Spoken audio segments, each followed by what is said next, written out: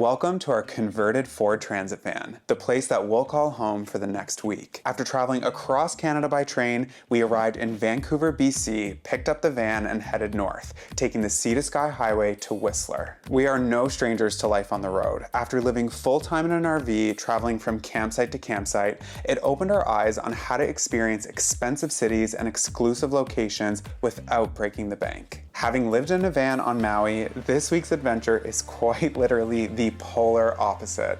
And spoiler alert, winter van life might even be better. If you end up enjoying today's video, give it a thumbs up and come along. I wanna run away with you. I don't really care where to. Just wanna be alone with you.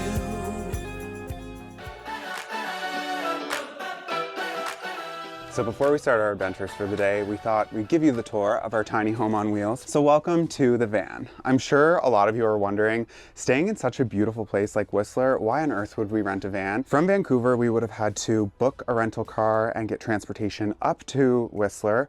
Then when we got here, we would have had to rent a hotel. Hotels here are incredibly expensive. They're around $1,000 a night right now.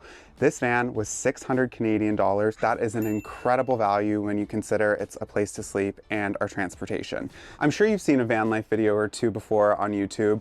Often they're built on Sprinter vans, so the Mercedes version. This is a Ford. So this is the Ford Transit, the high version. I'm a little over 6 feet, and as you can see, there's a ton of space in here. We don't feel cramped at all. When you get into the front seat, there's lots of space. It's been really comfortable to drive, no complaints at all. There's also a ton of storage space up here, but I could totally see how someone could live in this full time if you're interested in living the van life. It's super easy to drive, it's automatic and it's gas, where a lot of times you'll see vans that are manual and diesel, so this has been a breeze.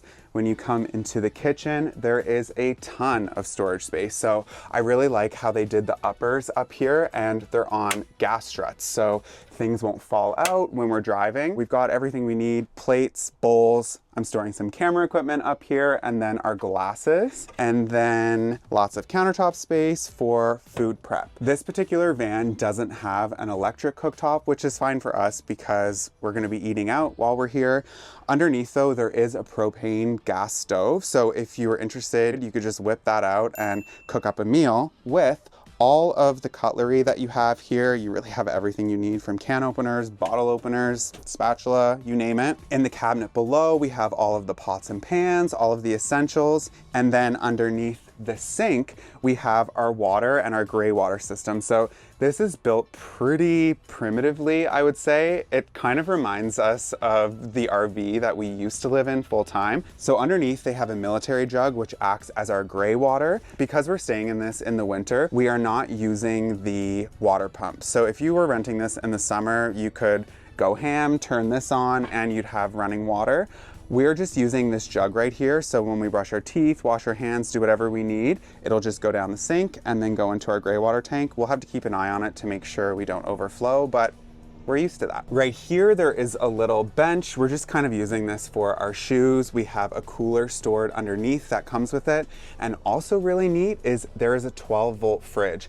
It is keeping everything really cold. I've been pretty surprised at how well it's working. This van doesn't have inverters or a big electrical system. It just has a basic 12 volt and a small 350 watt inverter, which is perfect for charging your laptops, your iPad, whatever it is that you need. And then coming up on the bed, we have the main sort of control panel for everything. So this has an S-bar heater, which is working so well. I can't get over how warm it keeps the van at night. So you just set it to whatever temperature you want, and you put a time limit on it so you don't burn through all of the gas. The way that this heater works is it draws a little bit of fuel from the actual gas tank of the van and then converts it into heat, exhausts out the side, and puts really warm air down here. We've got our light switches here that control all of the lighting in the van, as well as the water pump. When you come in the door, you've got a nice spot to hang up your jackets, and then of course the bed. This is super comfortable. It's way more comfortable than I was expecting. What's really nice is they've set it up so you have a USB and a USB-C plug by each person's side of the bed. It's been great at night for charging phones, cameras, plugging in our iPads so we can set up and watch TV. And on this side of the bed, there's a little cubby. This is what we've set up to store all of our things that we need to grab really quickly. So our water, some snack foods, basically just like the essentials. And then up here, there's a ton of storage for book bags, clothing, whatever it is that you need. At night, you can just close these off and then you have privacy. Another thing that I should mention is behind the driver's seat, there's also these panels that cover all of the windows, which really keeps the heat in at night, but also people from looking inside the van. Just gives you a little bit more privacy. The roof has 2 max air vents, so if you're cooking inside or, you know, breathing, it's getting stuffy, you can open those up and turn them to vent mode. It does a really good job at bringing out all the stale air and fresh air. You can set one to intake and one to outtake, so it gets a really good cross breeze. I can imagine in the summer, it would be really good at keeping it nice and cool. And last but not least, the 2 big doors on the back side of the van open. There is so much storage underneath here because the bed is elevated. So you could store snowboards, skis, boots, whatever you need. I have suitcases under there and it's been really great to keep this area not so cluttered. And you might be wondering, what about the shower? What about the toilet? So they do have a very primitive setup, which is a bucket with a toilet seat on top, as well as a solar shower. This could be, I guess, doable if you were renting the van for the summer, but like we said, we're staying at a campground that has a bathroom and a shower, so we're not planning on using it, but it is there if you really wanted to be adventurous. I really like it. It's been a great idea to go with this rather than staying in a hotel. All right, there you go. That is the tour of the van. We're gonna get ready and head out for our first adventure of the day. You ready? Yep, let's go. Let's do it.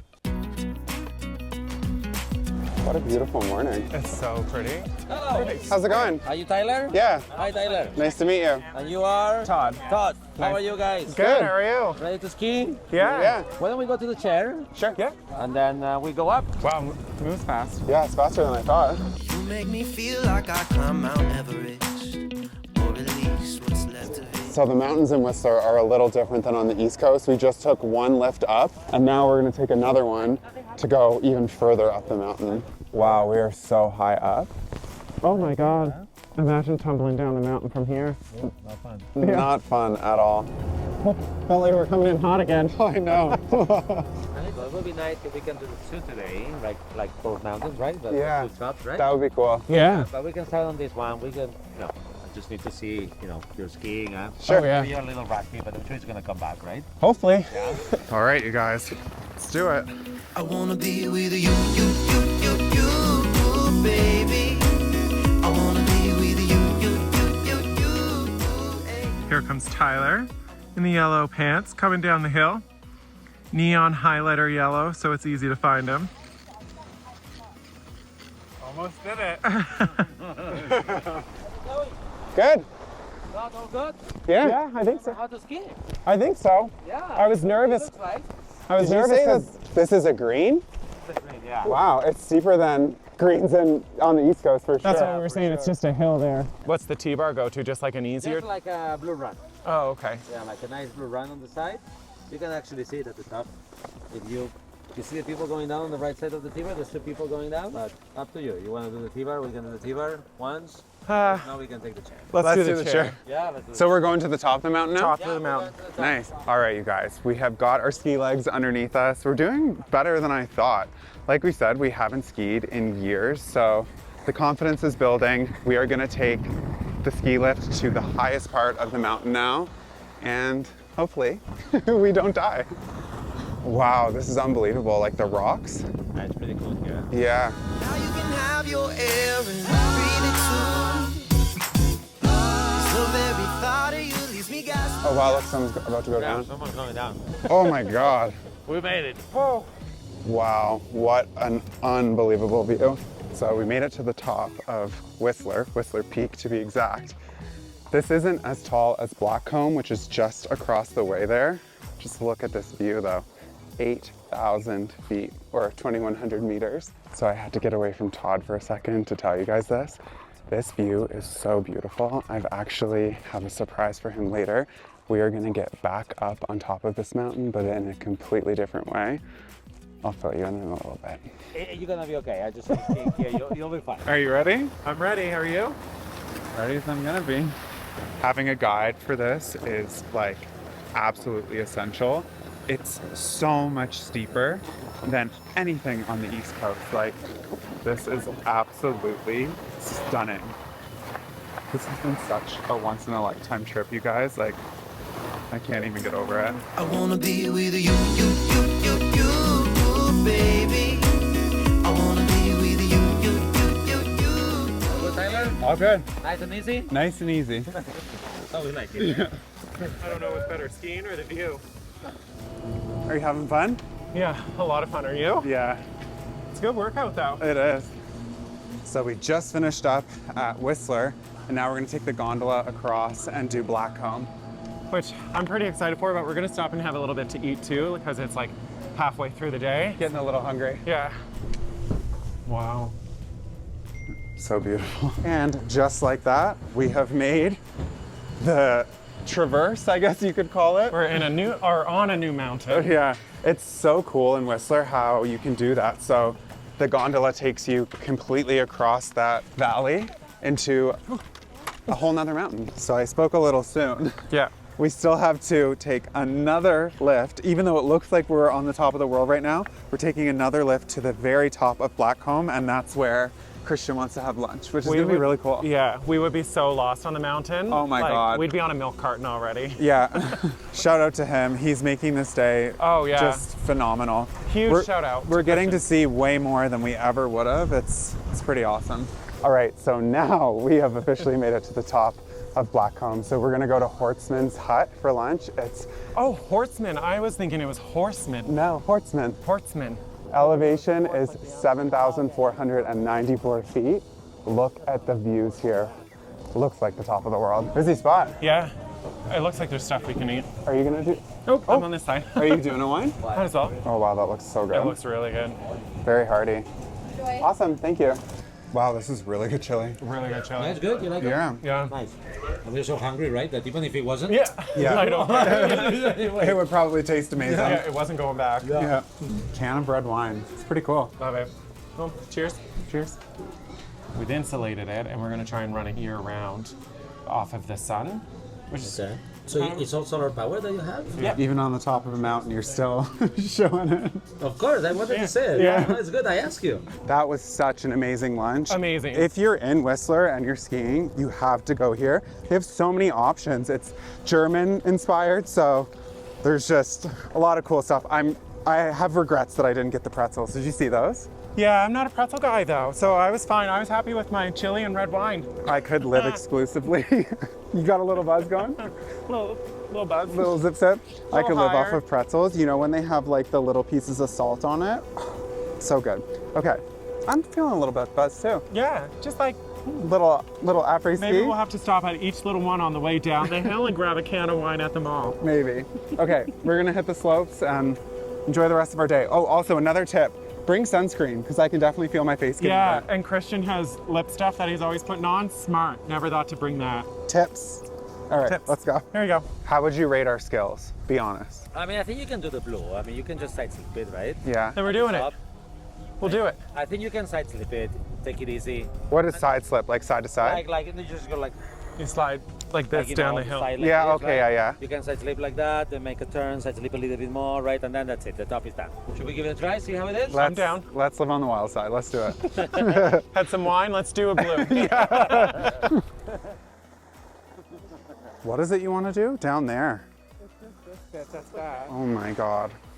Side slip it. Are you sure this is blue? It's giving black. Right there. See, right? It looks like if you were going too fast that you would just shoot off the mountain. That's what stressed me out. Oh, I hate it. You're doing great. Keep going. You're on fire, Tyler. Don't stop, because if we stop, it's worse. You're like halfway down already, man. Confidence. Oh, Are you okay, Tyler? yeah. Yes. Oh my God. Oh, man. This blue Hugh's heaven, huh? Who was Hugh? Yeah. Spirit of Hugh. Yeah, it's more like hell. I don't believe that this is blue. I'm glad I tried it. Yeah, we did it. We tried it, right? It's okay. Travel tips with Tyler. If you're a little nervous of skiing, you could always have a red wine with your lunch, and then your nerves will go away. Duh. Okay, I gotta put you guys away. This is actually looking pretty intense. Look at this. Ooh, we got a bump. Ooh. I wanna be with you, hey. I wanna be with you, hey. I'm starting to feel way more comfortable. It's crazy, like it's been years since I've done this, but it really is like riding a bike. It's all starting to come back and my confidence is building, so it's feeling really good. We are going up for one more run of the day. Thank you again, Christian. That was such an amazing day. So amazing. Yeah. It was really nice having someone that like knows the trails and Oh my was gosh. also able to give some tips on like better skiing. And it was, Absolutely. yeah. But one thing that I would recommend if you do ski Whistler, it's called Whistler Blackcomb. It's 2 different mountains. I would definitely focus on Whistler unless you're a really good skier. Blackcomb, the greens were really difficult for me. Like I kept falling and like I know I'm gonna be really sore tomorrow. It was fun, don't get me wrong, but like it's more fun when you're not falling like all the but time. you were the cutest one falling down the hill. What can I say? In my lemon colored pants. Anyway. That's how I always knew it was you. Yeah. We're just gonna enjoy the rest of the evening. Look at the sun just starting to set over the mountain. It's gorgeous. Just do one more trip down because Yeah. we're here, and then yeah, go back and have a nice night. Yeah. All right. We'll catch you guys back at the van.